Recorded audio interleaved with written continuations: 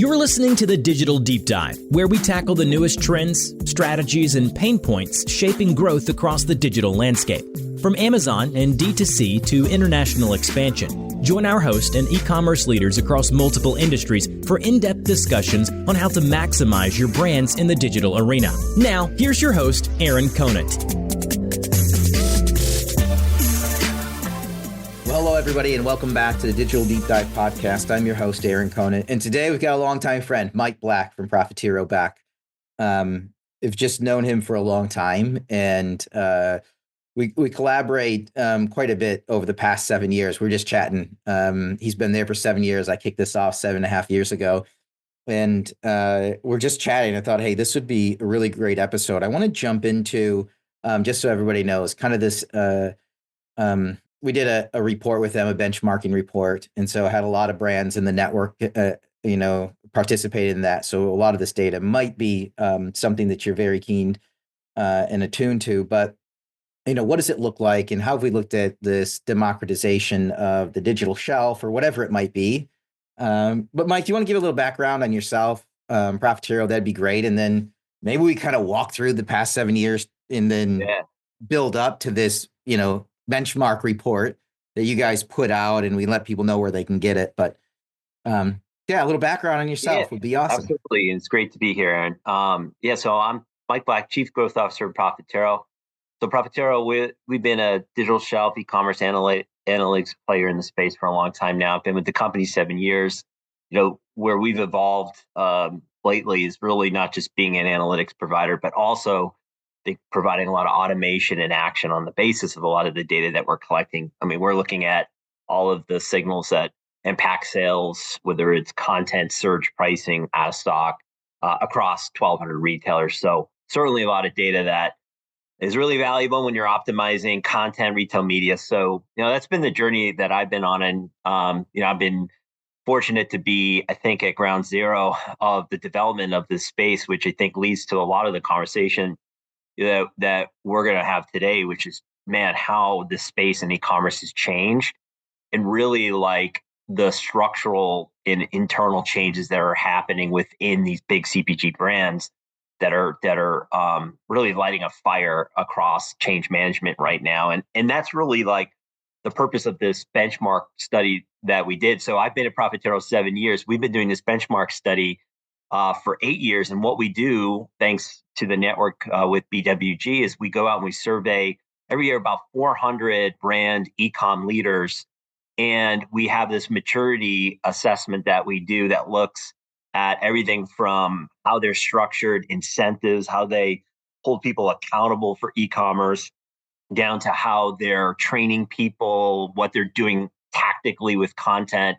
And every year we walk away with a really good picture of where the priorities are and what are leaders doing versus the rest of. And in 8 years of doing this, I can tell you that just the common themes that we continue to see in the study, I've broken down to 3. One is democratization. So Aaron and I were just talking about how long we've been, talking together is basically e-commerce used to be this thing held in the sort of a center, almost like a sidecar. But year in and year out, we just see e-commerce becoming something that is being embedded into all the business units and treated just like a part of business.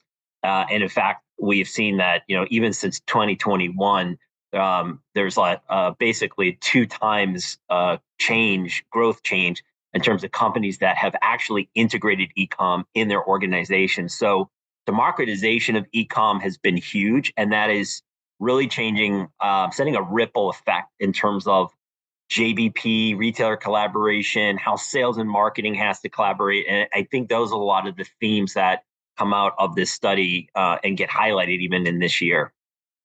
Yeah, I think what's really interesting, it's a little different. Everybody, if you take a look at this report, a lot of it is, it's not just an overview of, hey, what's the number one thing is content. The number 2 thing is logistics. The number 3 thing, like all this, like, hey, things you have to get. But it gets into kind of that nitty gritty, which I think a lot of people are figuring out has to be done now. It used to be you could just go update your content, and if you were the only one updating your content, or you were the only one using a tech stack to do paid media, if you were the only one using these new tools that popped up, you could accelerate. But I think that word that you use, the democratization, we've seen everybody get accustomed to using those tools. And now this thing that's setting it apart is internally what's going on. How are you using it? Are you taking that? Is it still just a center of excellence off to the side? You know, the crazy guys doing stuff in the corner, or are you starting to adapt this and pull it into your org as a whole? Is one of those things. What do you guys see there? Like, Yeah. what are people doing as a whole? Like, Yeah. and another thing I find with sometimes with these reports, when I hear back from people, it's almost like a therapy session. They're like, Yeah. we thought we were way behind, and we're at least not way behind with, the larger organizations that are out there. Yeah, absolutely. And I would say it is a therapy session. It's funny that this year we always ask a question, which is, how confident are you that you feel like you're ahead of the curve, you know, or at parity with your competitors. And every year we've done this for that 8 years. Everybody gets better and better and usually feels more confident. This was the first year people felt less confident. Actually, it was about 12% decline in the number of brands that said they were doing as well or better than competitors. Okay, so what does that mean? Well, I think because everybody is seeing these, I think this almost these the problem of e-commerce acceleration has gotten harder, where because it used to be that maybe an e-com team could function on its own and they had control over the dials, they could optimize the media, the content on their own. Now it's becoming such you need the help of your internal teams, right? You need to bring the sales teams along for the journey. That gets really hard, right? Because now we're talking about political things and incentives and change management. So I think, we have e-com folks that are sprinting and always wanting to sprint ahead, and then they run into these internal barriers and, quite frankly, retailer maturity barriers. So with that as like the theme, I think three things we sort of see where this comes to head is, I would say, number one is education, right? So brands are investing a lot more in trying to upskill their sales and marketing teams and having various success at that. So one of the interesting sort of things that we found in the study was that we actually looked and asked companies, hey, how do you feel? Do you think you're doing a good job upskilling your teams on ecom and digital? And the interesting thing is, if you ask the C-level or a senior person, 56% of them would say, "Hey, we're doing pretty well." But if you actually ask the people on the ground, the managers and below, only 31% of them felt that they're doing really well, right? So within companies, there's a struggle to get everybody upskilled into the new ways of working, and we're seeing mixed success. So the tension around enablement and education is like the first thing we see. The second thing we see is really about the retailer brand relationship as it pertains to discussing e-commerce and omnichannel and JBPs. So good news was, compared to last year, we found that 83% of brands are discussing e-commerce and JBPs. However, it's a very superficial conversation because it's really what we find is more like 5 minutes on the JBP for the e-com person to talk about something. And it's not really holistically looking at omni-channel like strategies. And only about 42% of brands are really having deep omni-channel alignment on planning. And so there's this tension around trying to get the traditional retailer planning processes more omni. That I think is the second big tension point of transformation that brands are struggling with. And then the last area, that I think is really interesting is category management, right? So, I think of category managers as the tip of the spear. They're the bridge between the brand strategies and the consumer and helping to drive those retailer growth plans. And, what we found is leaders in particular have now 72% of the leaders, which we defined as we actually segmented brands that were growing at a higher rate digitally, is 72% now having a dedicated e-category management role, someone that is really focused on elevating the conversation within the retail relationships around digital, and that is leaders 72%, and that's compared to the rest of that are 54%. So the three big areas that we're seeing is education and upskilling, a little bit of mixed results, JBPs, a little bit of progress, but nowhere near as strategic as it needs to be. And then ECAT, clear separation between leaders and everyone else when it comes to investing in category management and reinventing that function for the modern digital age. Yeah, I mean, you made a great analogy. And I think when you're saying about how fast the pace goes, and I was just thinking of like this race, right? Is we're asking people when we're trying to blend it comes in two forms. One is that the education part, and the other one is when you're trying to blend this ecom team into the rest of the team. That ecom team is used to sprinting as fast as they can. There's new tech coming out. I want to make sure that we get to that, right? I'm sure we can have a conversation around AI, machine learning. But the rate at which the ecom team had to function to stay on top of everything was a super fast pace. And so when you get blended in with the rest of the organization, it's naturally going to slow you down. And then you think when you slow down, everybody else is still sprinting. And like some people are, but in a lot of cases, everybody else is doing the same thing you are as you got brought in. But just in your mindset, when you're thinking you're not as far along as you should be, it's just because everybody's had to slow down to bring in those other teams that are up to speed. But then you get into the education aspect, which I think you're talking about. And I totally agree, which is when you're on the ground level and you're used to learning as fast as possible and trial and error and just trying to, bulldoze through things, those brick walls that pop up to see what's on the other side. Is it worth it?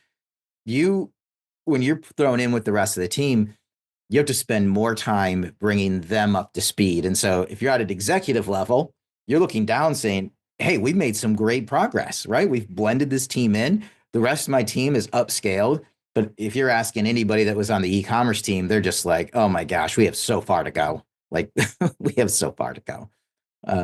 No, I love it. I mean, I'm seeing the exact same thing. I mean, I guess not surprising. Like usually in it's more of people almost lamenting, oh, I just need everybody to move faster, right? I need to be able to try more new tools out.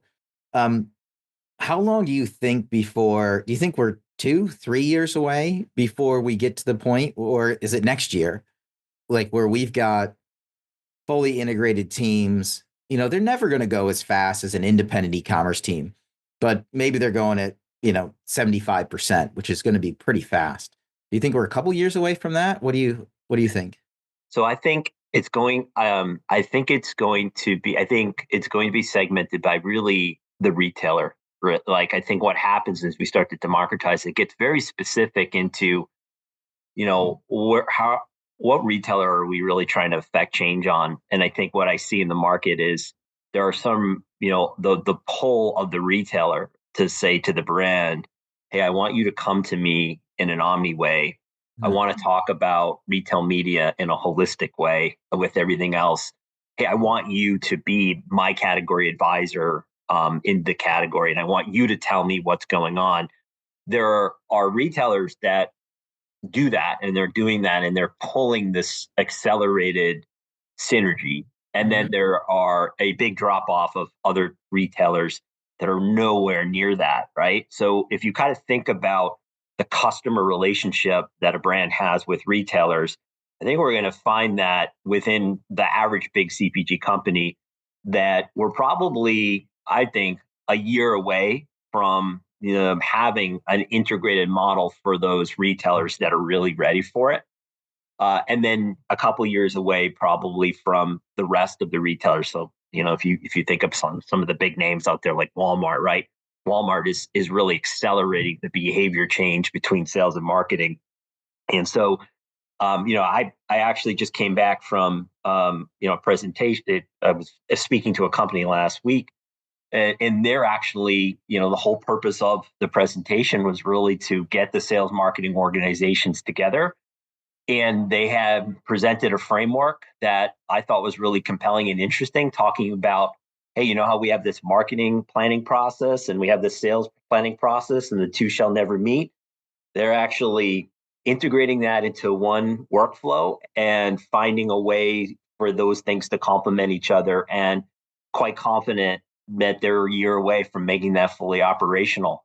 So, and I think other brands are doing the same. So I think the big CPG brands are going to be about a year away from, I think, making it really practical. But like I said, I think we're going to see it a different pace depending on which retailer customers, and which models we're really talking about. Yeah, I'm thinking from the retailer or brand standpoint, I mean, you're seeing that the brand should be pushing it is kind of what I'm hearing, right? I mean, we have Amazon. If we set Amazon aside, right, and we go to a traditional retailer, like those buyers, they can't be experts in all the categories. And so they're literally learning on, or they're not learning, but leaning on the brands that are coming in. Hey, help us out. What are your digital goals? What are you looking to do? Like, I think they're there, but I just don't think they're initiating the conversation. I think they're more comfortable, obviously, with the JBPs, right? They're more comfortable with the traditional sales team that's in there.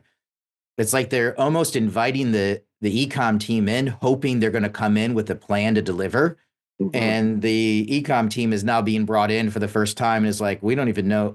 We know why we're here, but what do we even do? It's almost like we're at this weird time where people are like on their first date, right? And it's kind of like awkward. Like, oh, can I hold your hand? Can we not hold hands? Like, what's appropriate here? Exactly. And I think that key here is, like there's always like what I think different tiers of maturity when we think about these things. And, if I was a brand listening to this, I would say, well, maybe we're far away from having this integrated omni thing. But one thing I could do is I could start engaging with retailers that I want to have more engagement with in this area. And I could just have a way of like sharing insights with them. Maybe I mentioned this dedicated e-category management role we see popping up. I see a lot of companies trying to lead the retailer a little bit. Mm. So what do? Well, they'll commission path to purchase studies. They'll try to help the retailer understand what competitors are doing with content, almost like a walk the store of a competitor retailer site. Or they'll do things like we have a client that is doing competitive digital shelf analysis on behalf of the retailer. So they're engaging with the retailer and providing them visibility into, I don't know, let's say 5 or 6 retailer sites. Here's what the pricing looks like. Here's what the assortment looks like competitive intelligence. That gives that brand almost like a digital captaincy, right? Category captaincy. So I think there's a lot of opportunities for brands to say, hey, we can lead the charge, entice them with data, make them smarter, and then we will earn the right to be an advisor for them in an omni-channel way. So I think it's easier said than done to get that started. And I think there's a lot of opportunity there for brands to do that just by being savvy and maybe resourcing a role on their team they don't have now that can really be focused and dedicated on that. Yeah, I mean, it's the old adage, right? The only wrong thing to do is to do nothing, right? Just, I like what you put, just pick one thing, right? Just pick something to reach out, have a conversation on. Yeah, I think, from, that buyer's perspective, like they're open to that conversation. They want to win. They see the importance of the ratings, reviews, the number of sales, everything on the digital side, and how much, it drives in store as well. They're there. They want the data. Now, I think the trouble is they don't have the time, right? Mm-hmm. And a lot of them are not, didn't grow up in e-commerce, right? And so it's a little bit foreign to them, but they want to learn and they're open to it. It's just people got to come, right? With all the data. Exactly. And I think if I put retailers in kind of 2 buckets, or if you were segmenting your customers, I think you get this like interesting push-pull dynamic. So the example we just talked about is maybe you have a retailer that's not really engaging as much with e-com, but you want them to be, and then that if you educate them, you can get maybe some trade of information and data from them. That's like one bucket. However, there are retailers that are very aggressive in trying to talk about this from the lens of retail media, and that's where it gets really interesting, right? Because obviously retail media is a giant business now for retailers, and we're seeing one pocket of retailers being really aggressive about getting commitments around retail media investment.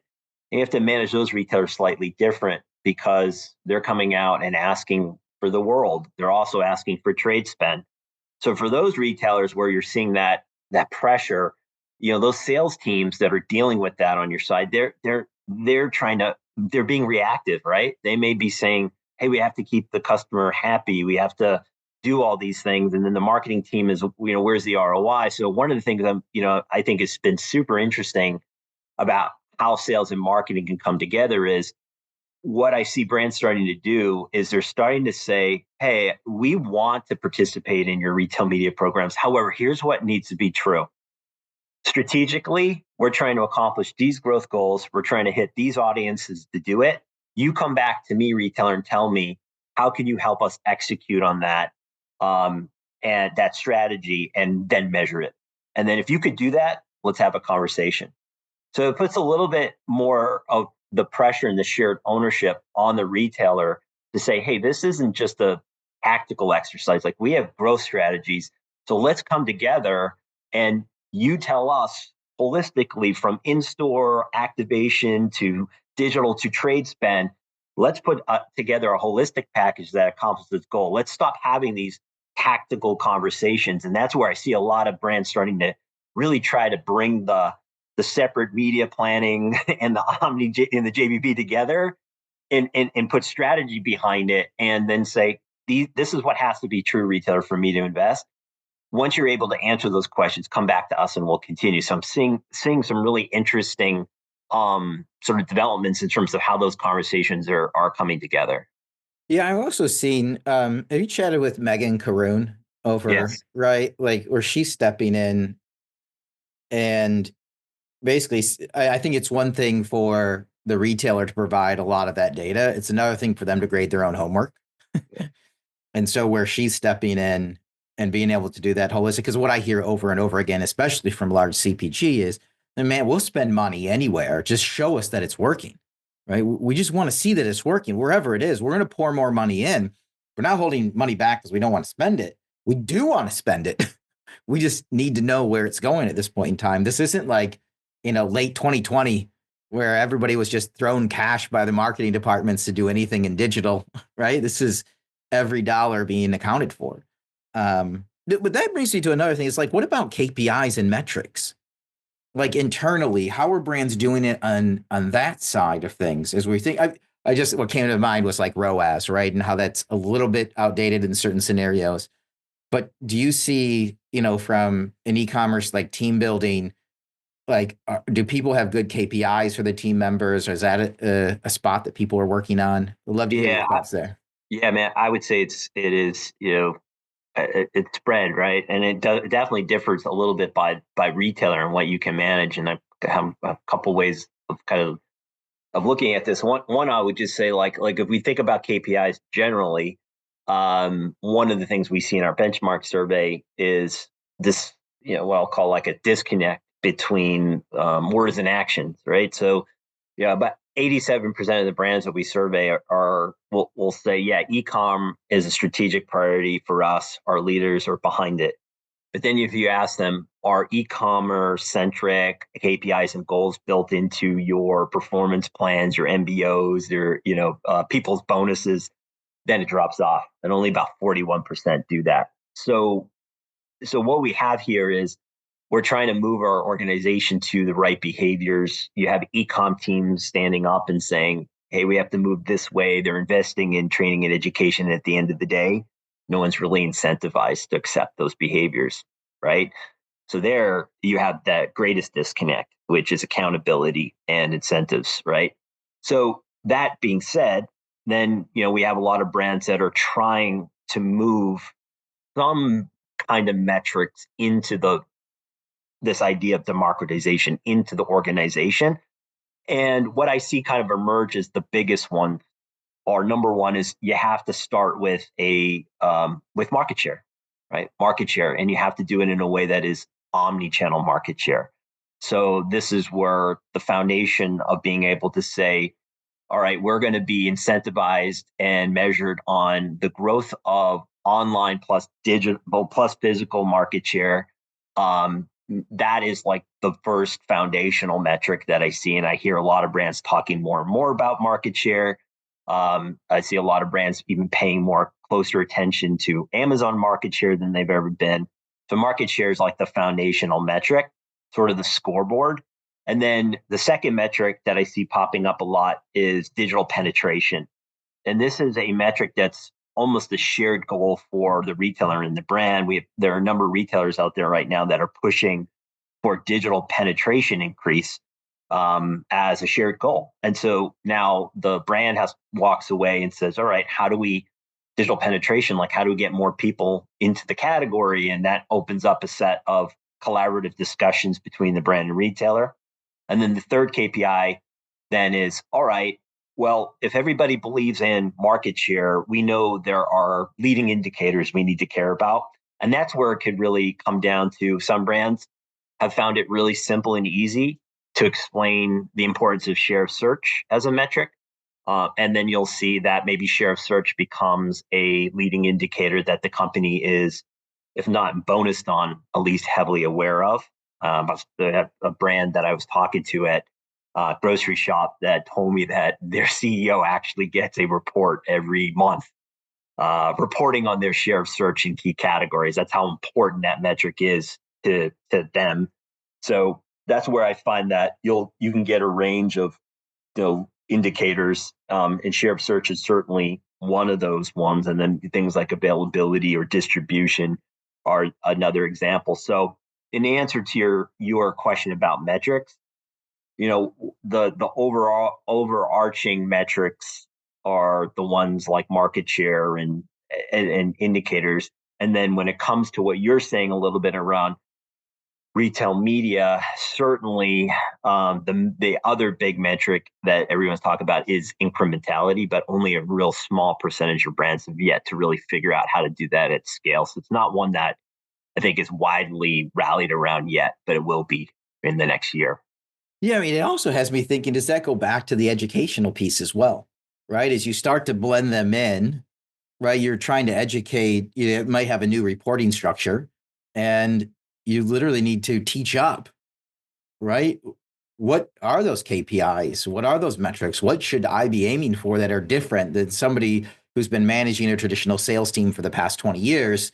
Now you're reporting up through them, they're an EVP, and you need to do this strategic shift on something, if they're aware of, they care about, they just don't know enough about it to create those, right?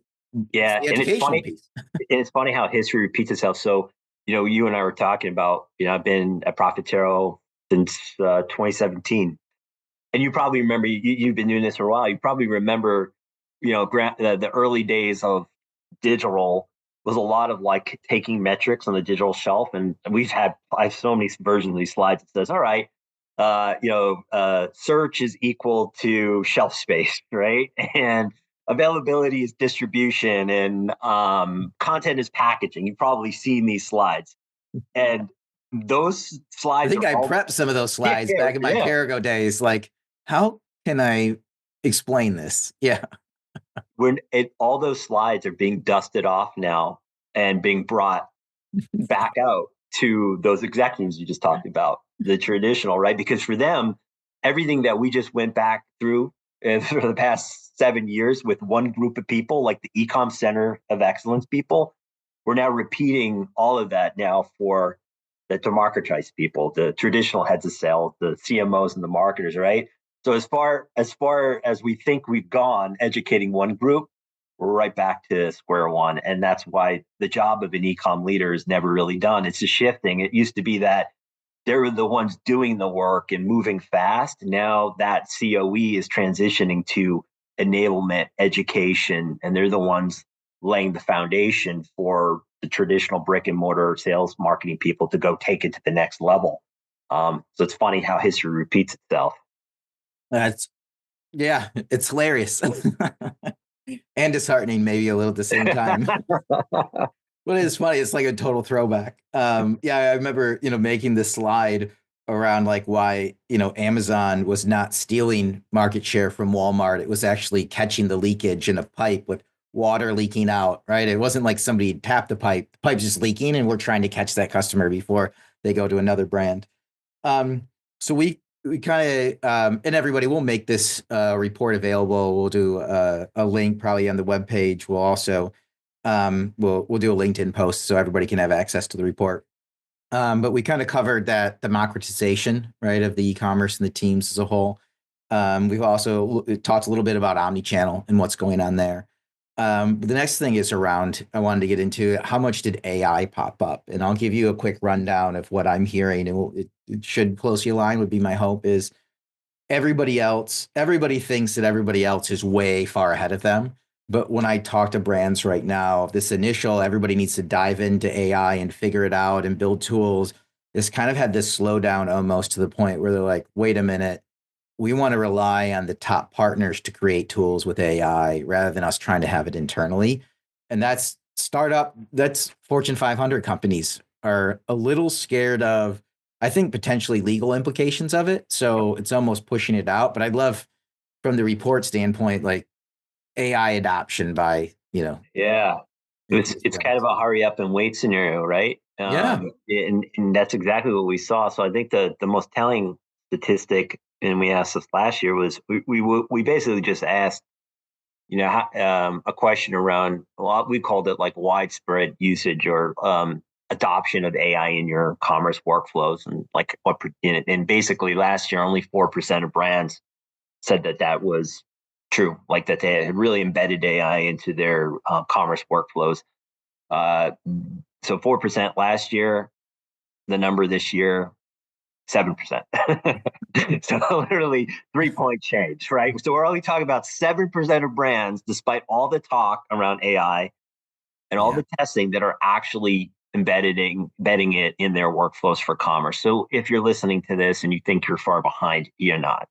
And what you hit on is exactly the thing that we're seeing is there's a lot of testing and learning, but there's a hesitancy for brands to really scale that out, because we do find that 1 out of 3 brands based in the survey are saying, hey, we're testing it, we're piloting it. And that is up from 1 and 4 last year. So that's a progress, but no one's really like widely adopting it. So that was kind of interesting thing.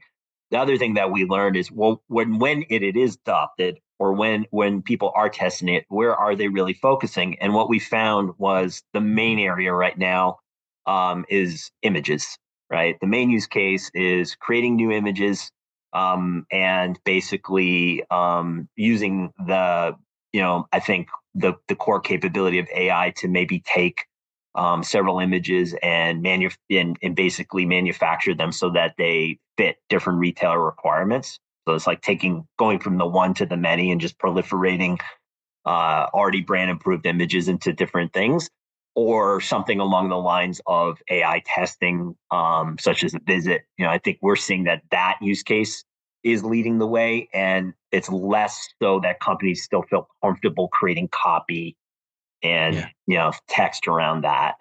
So that's just what we saw in terms of the survey this year. Yeah, have you chatted with this Max at eCom? He's over in the UK. I did a podcast with him. I don't know if you've chatted with him, but that's kind of what he's focused on, is AI generated content that's optimized for A9 algorithm and Rufus, and then it's going to be Amazon, but it kicks out the entire page, including A+ detail page content, including imagery, and it's going to launch video. Like, I think those are the key adopters. He's growing pretty quick right now, but it's just, those are the key ways that people are doing it, right? When you think generative AI, it's the imagery, it's the text. And the other ones, I mean, it's more on the direct consumer side, less on the retailer side. It's, hey, how can we optimize email sends? How can we optimize checkout? Stuff like that. So I think what we found that about 40% of the brands we surveyed, they're leaning on their partners to do it. So they want the partners to do it, and then the rest are, I think about a third are doing it entirely in-house. And we certainly seen a lot of brands that are trying to build it in-house. They want it to be proprietary. They want that, but more brands are really leaning on partners to innovate in that space. And certainly, like, this is an area where Profitero is focused too, because at some point the question around what we're talking about here with content, it's just to me is an extension of the digital shelf, right? If you think about like, generation one digital shelf analytics was about measurement. It was about reporting, but like the evolution of digital shelf is more around actioning and creation based on that data. So what we're doing, because we have all this data, we know what bestseller benchmarks are, we know what keywords people are searching. It's easy for us to take that data now with AI models, both score your content on those dimensions and generate that, and then actually push that out too. So, that's where I think if you look at digital shelf analytics, next generation, it's going to be less about reporting the weather and more around actioning and putting that out. And that's where I see the evolution of our space, in the future. So I think while we'll continue to see a lot of brands like attack content from a point solution, I think you're also going to see digital shelf providers say, hey, let's add this as a component of what the digital shelf does. And then, by the way, we can then measure it all the way through. And we could show you what this is doing on organic search, conversion sales. Like, so that's sort of how I see the digital shelf tool space evolving with this technology. Yeah, that's a long way. I think way back to when I tried out Clavis. This is way back in the day, right? Where it was basically like, content is bad. Content is bad. It was like emails. It would like, red light, green light. I'm like, what do I do with this? The next one is, right, it's telling you what to do with it. The next one is actually generating it for me. If it can go through, analyze the digital shelf, my category, optimize it for my actual product, generate it, right? It optimized for whatever platform I am, and then push it out. That's the AI I want. That's the stuff I want. Yeah, exactly. Right. It's going from the bad news, the bad news report email to like just the good news. I solved another one for you. I solved another one for you. I solved another one for exactly. you. Yeah. And it can have like a dollar thing where how much money it saved me based on man hours. That would be awesome. That would be awesome. I've been picking your brain for a while now. Any questions? For me, more than happy to answer. Absolutely. Thanks for the time today. This has been fun. Yeah, actually, I do have a question for you because I'm really curious, and this is something that's coming up more and more. Like I think a lot about the commerce growth trajectory. We go back. Let's go back in the time machine again. Let's talk about 2016, 2017. Amazon was the big thing. Then post COVID, it became omnichannel, and that's what's driving the democratization. What's the next platform that an e-commerce leader needs to be thinking about as that next Amazon, that will drive new growth, incremental reach? Like, what are you hearing and talking about with brands? I'm going to go into two things. One is just the immediate, and that is going to be obviously TikTok, which is here, and TikTok shops. I mean, I know brands doing tens of millions a month on the platform right now. Wow. You got to be in the right category. So hey, are they going to figure it out? They figured it out. They totally figured it out. It's just how many brands are going to be on it and how many are going to, capture that space, because there is so much research that's done on TikTok now. It's ridiculous. That is the most immediate one right now. I mean, they had, we're going to see what happens with Amazon Haul that just came out. Temu, Shein, what's going on there. I think those are two separate customers as a whole. The next thing that really is where mind is going right now is, so iPhone, the newest iPhone that comes out, right, has Apple Intelligence. And with that Apple Intelligence, it's basically that AI assistant that I think we're all going to have in a couple years. It doesn't matter what phone you get, it's going to have an AI assistant built in. And this is going to go beyond just I'm asking it to do something. It's going to know almost everything about me. It's going to be tied into my email and everything else. And so what does that fundamentally change? That fundamentally changes search, and it fundamentally changes the number one website out there for people to go buy on, which is Amazon. Because we naturally go to, Amazon. We just do. We trust it. We know it. It's a habit. It's probably open on a tab for everybody. 95% of people right now, they're going to do Black Friday shopping there. The reality is with these phones, right? You think they're going to actively. So when I ask it to go buy more toilet paper, it's not going to care where it's going to go. It's not going to be used to going to Amazon. It's not going to just automatically go there because it's already open on a tab. It's not going to care. It's going to go to a trusted site. Now I'll get to the answer at the end in a second here. It's going to go to a trusted site where it can buy it at a great price, and it's going to be here within the time I need it. And if you think that, I would highly doubt that Apple's going to be actively driving people to Amazon, or is your Google Pixel phone, Samsung, whatever you have. I doubt it's going to drive it there. It can drive it to any website, then any marketplace. And this goes, I don't know what marketplaces. I don't know what's next, but I do think we'll see a reduction in the amount of search and sales done on Amazon. Yeah. I do. Over time, this isn't going to be like overnight because people will slowly adopt it and get more and more used to it. But 5 years from now, like, people will just be used to talking to their phone. That's the reality. And that is where fundamentally, I don't know. Yeah. I don't know if you've talked to George Westcott. Do you know him at A Ventures Global? No. I'll make a connection. I was just chatting with him a month ago on this whole topic, and it's very intriguing where everything is going. Well, it's like the basically described is the phone, the AI in your phone becomes the ultimate filter for your life. Like you kind of see this with Google now. Like you search in Google, it used to be you would just get back all these publisher links, right? And you would go to those sites that you think had the information, and now at the top, it's already giving you all you need, right? And you may not really even need to know where it's coming from. So what you're describing makes total sense, and it's the battle for that, the battle for that little small filter.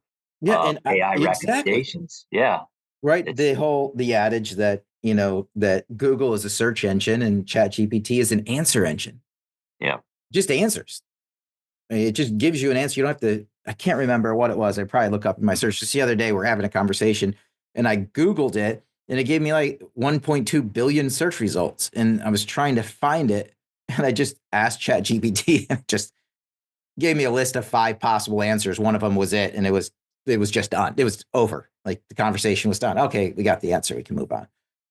That's where I'm scratching my head right now. I think people need to be prepped for that.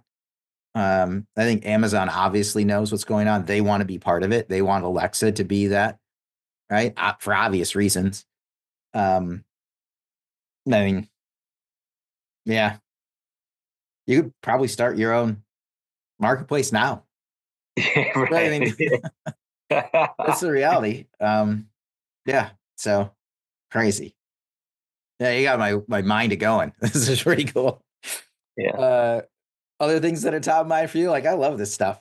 That's kind of that's great. I would just say like thanks, for having me on. I continue to learn a lot from you, and that I think like for people listening, and we covered a lot of ground, and I ended on AI, and I think again, you're not far behind, but at the same time, we talk a lot about one of the reasons why I feel like people said, we asked them, do you feel further ahead or than your competitor? And we're seeing people feeling like they're falling behind. Maybe I think one of the reasons that we kind of talked about was the internal change management. But the last thing I'll just say is I think there's just a lot of FOMO going on out there, right? So much noise, AI, retail media. Every retailer is dropping a new program. At the end of the day, I think focusing on the fundamentals, as boring as it sounds, is still key, right? And I'll go back to anything that you can do to make your sales and marketing team slightly more educated about digital commerce. If you can give your sales team one KPI metric that's digitally related that they can optimize, that's a huge victory. If you can get someone on your category management team to start pulling in some insights for retailer JBPs, even if it's one, that's a victory. So like just going into 2025, think about that one thing. And I think if you focus on that and, maybe it's humble, basic, foundational thing, like I think you're going to see a lot of progress. And don't get too caught up in the hype, because as we see every year in the benchmark study, you're not that far behind. It's just about the will and the commitment and the discipline to just cross one more thing off your list. So that's kind of my parting wisdom for the brands listening out there. Yeah. Well, awesome, Mike. Thanks so much for your time today. Everybody will get you a link. We'll put it in a LinkedIn feed. We'll post it on the webpage. But is it on Profitero? Yeah, it's on Profitero.com. Yep. All right. Everybody head out there and grab it. Mike, again, thanks for your time today. And with that, we're going to wrap up this episode of the Digital Deep Dive. Thanks, everybody, for listening in.